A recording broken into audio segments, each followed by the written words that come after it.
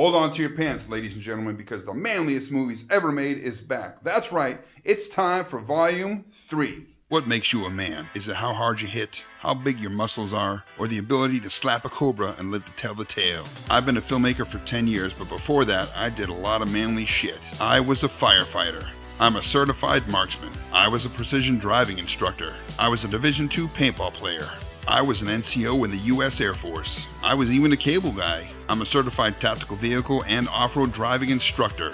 I built an entire addition to a house with my bare hands. I hold the unofficial world record for getting shot with the most paintballs ever, 3,000 of them. I even had some kids, taught them some stuff, and they're turning out to be pretty damn great. And I'm damn sure not afraid to cry at movies because being emotionally confident is a strength. So I feel like my 10 years of filmmaking and all the stuff that I've done in this life as a man uniquely qualify me to tell you what the manliest movies ever made are. But this isn't a one-time thing, baby. This is going to be an ongoing series that shows you the manliest movies ever made from all over the world and all time periods of cinema. What exactly makes a movie manly? That isn't just how physical somebody is. It isn't how big their Johnson is or how many chicks they've been with. To me, what makes a movie manly is fighting against overwhelming odds, strong leadership, proving your dominance through small gestures, sacrifice for things that matter, always doing what you think is right, and doing what you need to do to provide for those you care for. So welcome, friends, to the manliest movies ever made.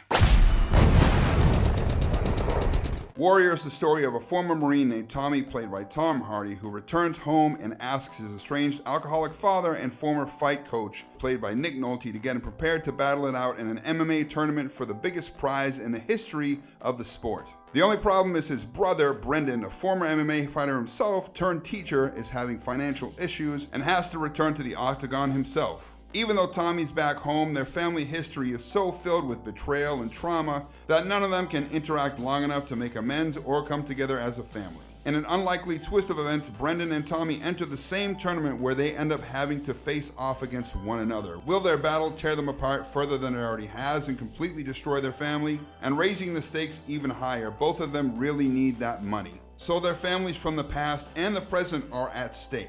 And let's be honest here, what could be more manly than two brothers battling through their past issues via combat to take care of their loved ones? This is a rock-solid drama that I highly recommend even for people who aren't into MMA.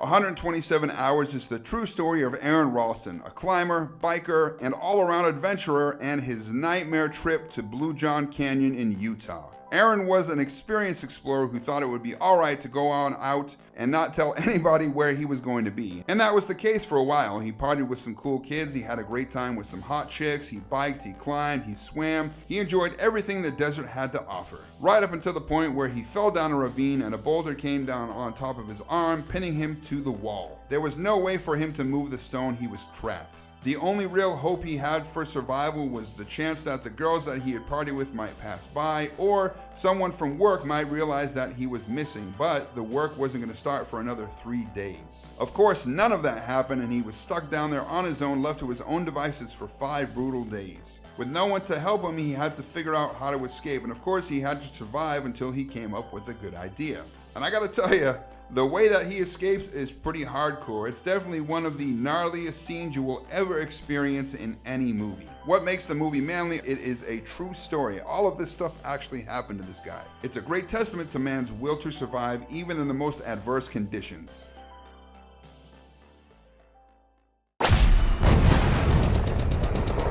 First Blood, of course, is based off of a 1972 novel by David Morrell, actually a lot bleaker than the film. Rambo is a weary traveling man on his way to meet up with a longtime friend and fellow Vietnam veteran when he passes through a small town ironically named Hope. Even though he's minding his own business, the overzealous town sheriff, played by the amazing Brian Dennehy, and his crooked deputies arrest John and mistreat him so badly that they set off his post-traumatic stress and a series of events that ensure neither them, Rambo, or the town will be the same. Most of the film features Rambo clashing with law enforcement in the town and in the forest. Luckily, that's where Rambo is the most at home and able to deal with the threat. It's filled to the brim with amazing kick-ass action scenes and really great performances by Sylvester Stallone and Brian Dennehy. This movie's a pretty legit portrait of what many Vietnam veterans dealt with when they returned home, and it wasn't until much later that they got the respect and the treatment that they deserved from the American public. Actually, they never really got the treatment that they deserved, especially when you consider that there are a few 100,000 homeless veterans in America, many of them Vietnam veterans, and there are countless more suffering from post-traumatic stress, and that makes this classic 80s movie more timely than ever.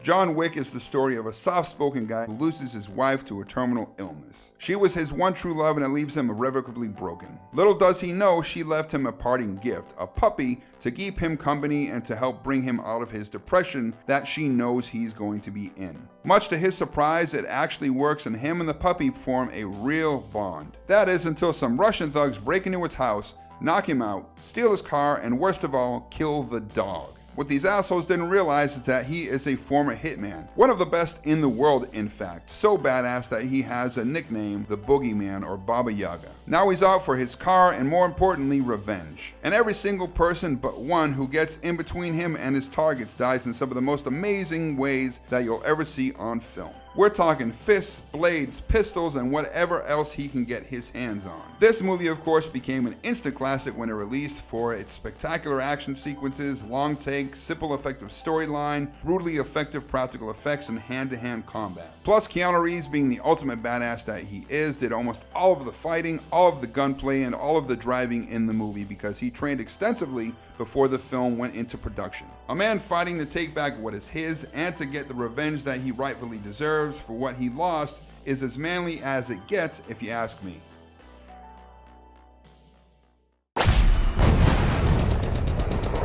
"300 is the true story of King Leonidas of Sparta and his 300 hardcore soldiers who fought tooth and nail to hold on to the mountain pass at Thermopylae against the vast Persian armies of King Xerxes in order to keep the rest of Greece safe. The twist is that this is actually based off of Frank Miller's acclaimed graphic novel, and it's Zack Snyder at his most Zack Snyderist. It's basically a shit ton of talented actors who worked out for months to portray some of the fiercest warriors in the history of mankind in front of a green screen, which was then turned into some of the most amazing, beautiful pieces of visual art that you'll ever see. Yes, a lot of people who used to rave about how fun and amazing this movie was have gone on to make fun of it and Zack Snyder, and at the fans who appreciate the film like myself. None so more effectively and hilarious than on Party Down, one of the best TV comedies ever made.